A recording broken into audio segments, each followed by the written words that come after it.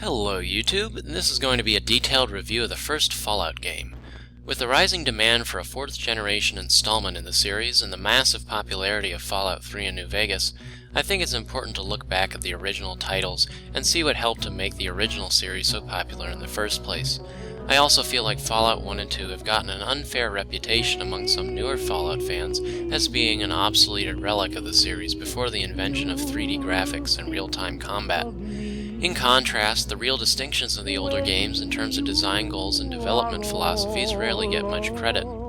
By examining Fallout 1 more closely, I hope we can show how well the game stands on its own merits and what elements make the game exceptional even by modern standards. To fully appreciate Fallout 1, it's important to consider the context of the game's release. The year is 1997, the heyday of the PlayStation and Nintendo 64. Japanese RPGs were hitting a new wave of popularity, with hits such as Wild Arms, Vandal Hearts, and Shining the Holy Ark being released in the US, and other major titles such as Tales of Destiny and Grandia being released in Japan. Western RPG developers gave us, well, Battlespire, arguably the worst game in the Elder Scrolls series, so for the most part PC gamers looking for a new RPG experience were pretty much out of luck.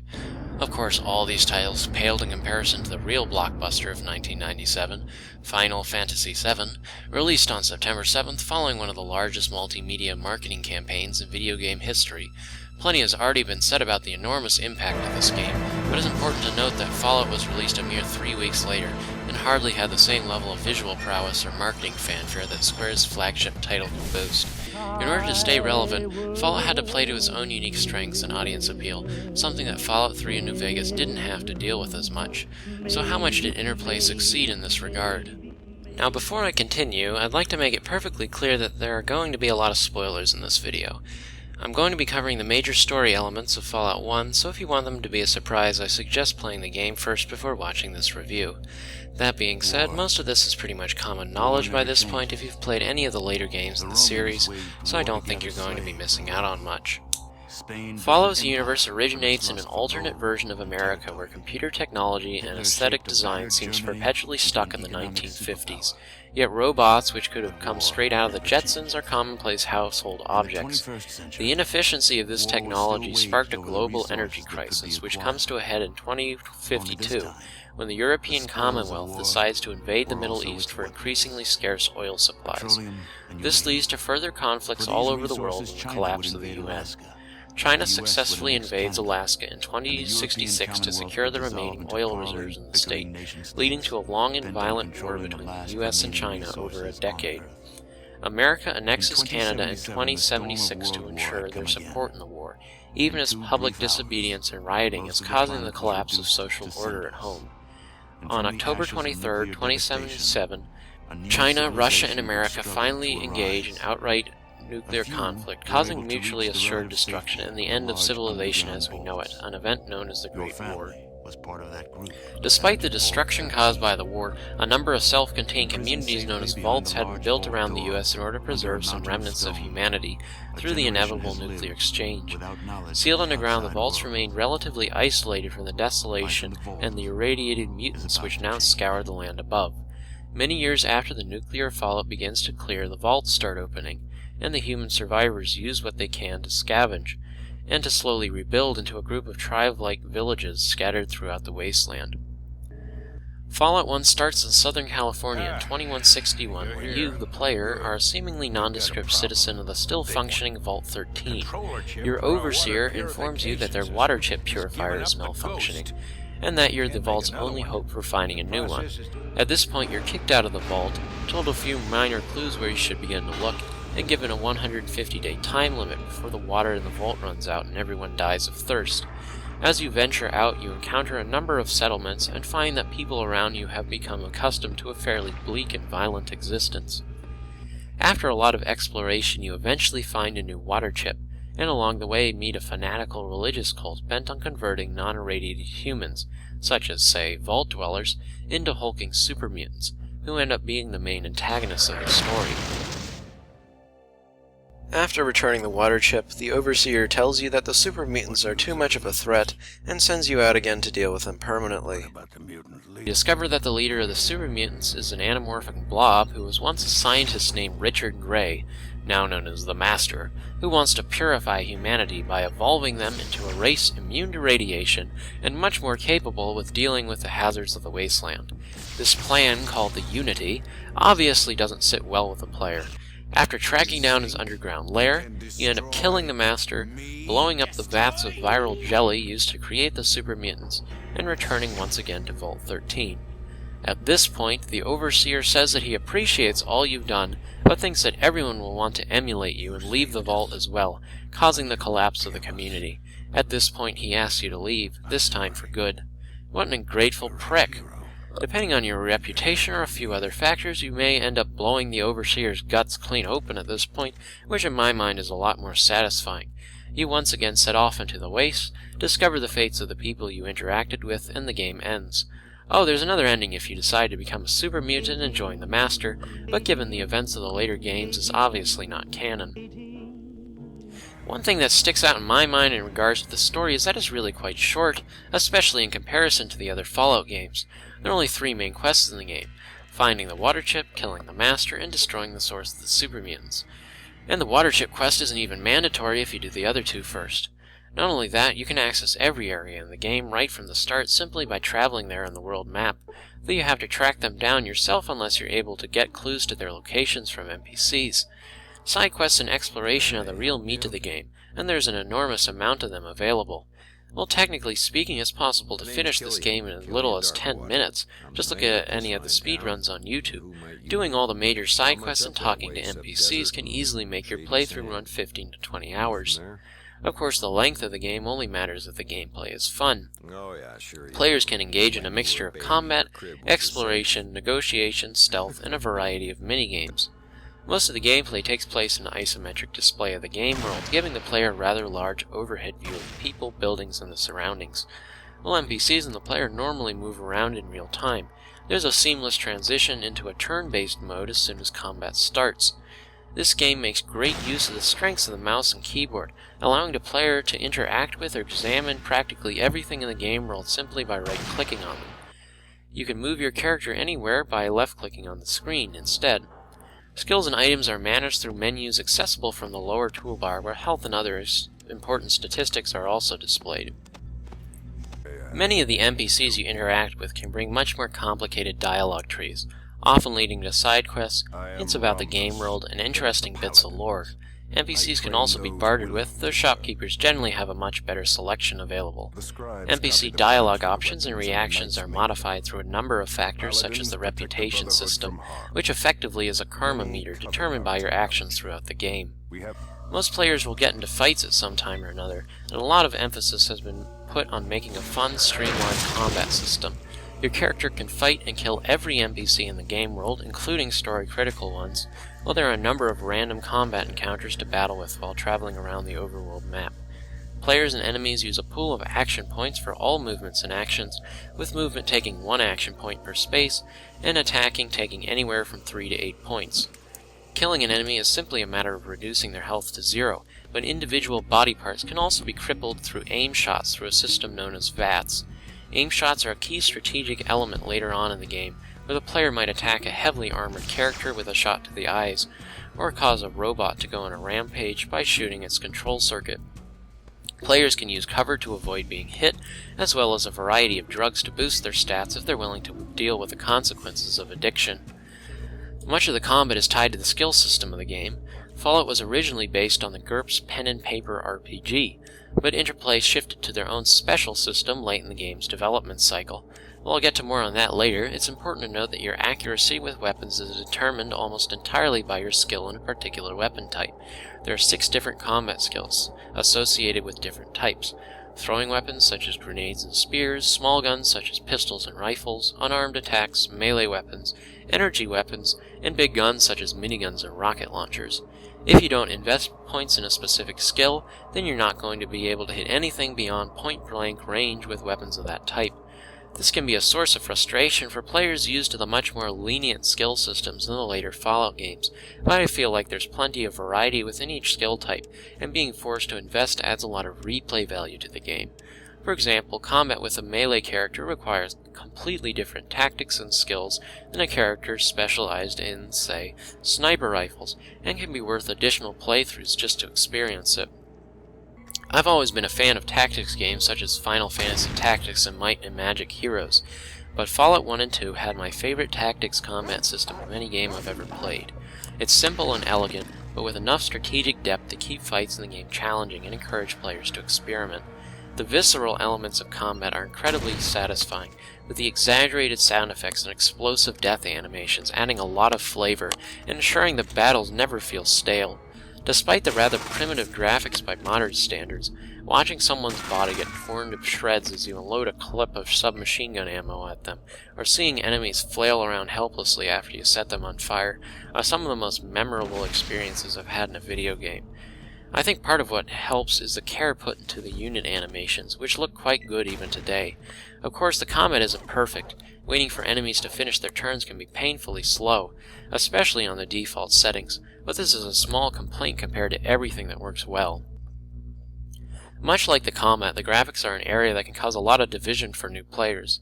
The color palette as a whole is incredibly brown, and much of the architecture just feels copy and pasted. This certainly adds to the feeling that the player is traveling through worn-down, ramshackle towns, but on the whole I felt like visually most of the locations you visit weren't all that memorable.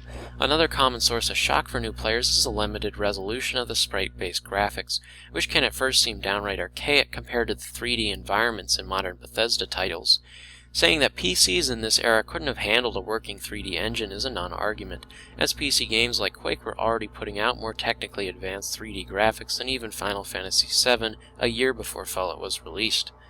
What the use of sprites does allow, though, is more attention to pixel-level detail, and allowing large numbers of units to be displayed on the screen at once without taxing the CPU. Given the scale of the areas and battles you encounter, I don't think this would have been possible with 3D graphics for many years to come. It's a fair trade-off, and if you install a resolution patch, the environments still look decent on modern computers. The graphics have aged much better in terms of character design. Many of the enemies in the game, the giant Hulk-like super mutants, the intimidating Deathclaws, and the multi-limbed robot monstrosities you can kill have become iconic both in the series and video gaming as a whole. Little touches such as characters cleaning their gun in their idle animation, or drug addicts dragging themselves zombie-like throughout towns, really help bring the game world to life. And as I explained earlier, the death animations are quite memorable and one of my favorite parts of the game. Finally, the series standard Vault Boy made his debut here and helps give the abilities you can get throughout the game some personality and charm. Building atmosphere is another area I feel Fallout 1 does extremely well, and the creepy ambient soundtrack is one of the main reasons why. These dark plotting themes often incorporate real-life mechanical sound effects such as an air horn siren or radio static in order to give each song some extra flavor. There are no grand, upbeat, orchestrated themes here, and as a fan of Fallout 3 and New Vegas, I first found this a little off-putting. But once I got used to it, it became clear that the music contributes wonderfully to the mood of bleakness and desolation that is so prevalent in the game.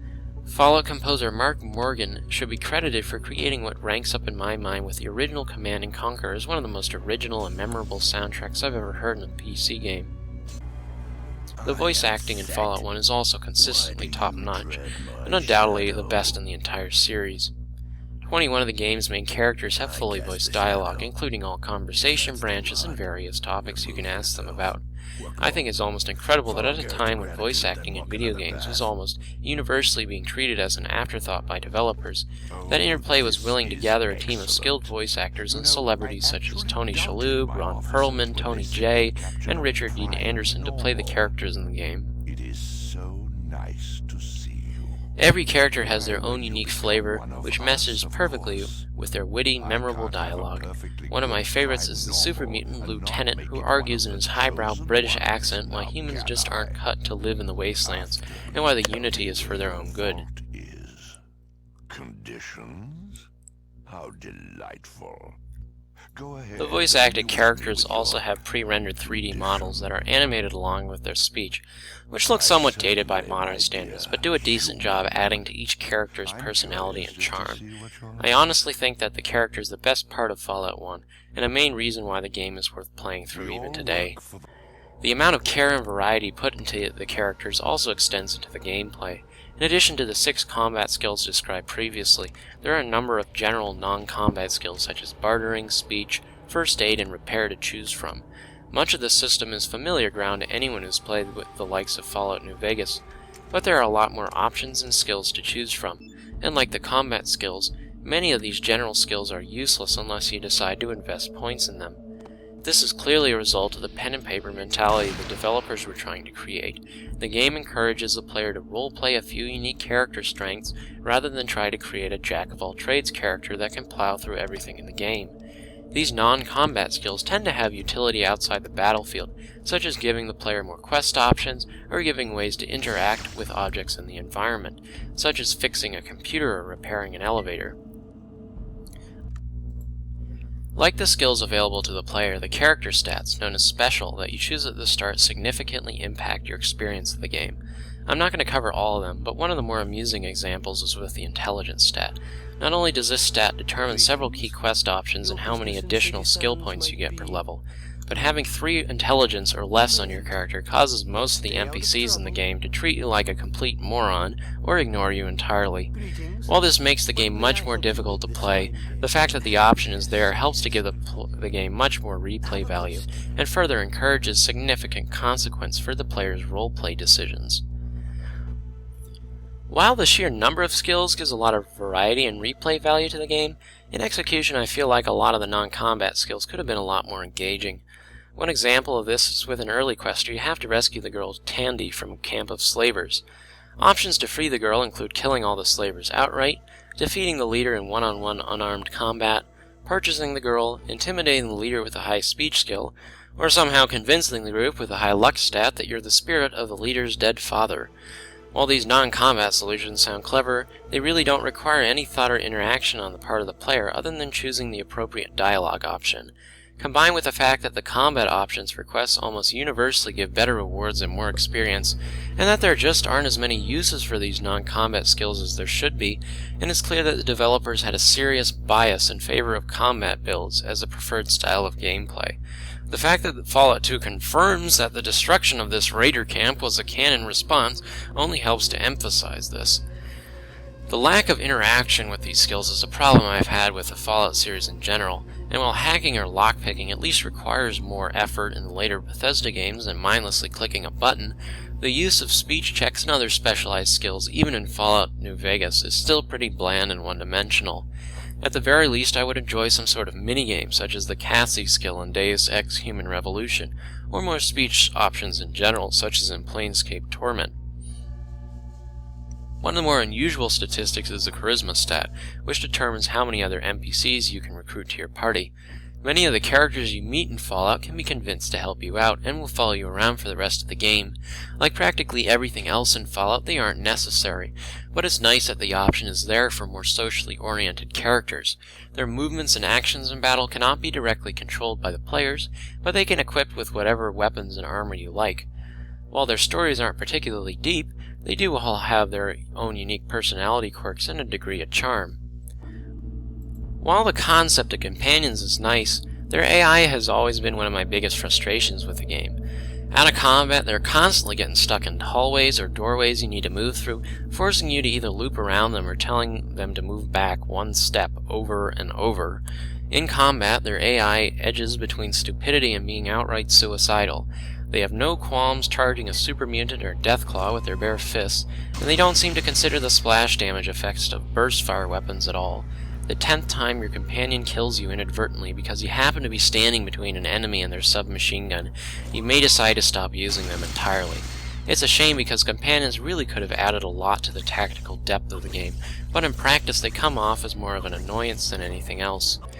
Much of what I said earlier about the speech skill is forgivable considering how high quality the writing and story actually is. As explained earlier, Fallout 1 was trying to attract older, more experienced fans of pen and paper RPGs rather than mainstream gamers.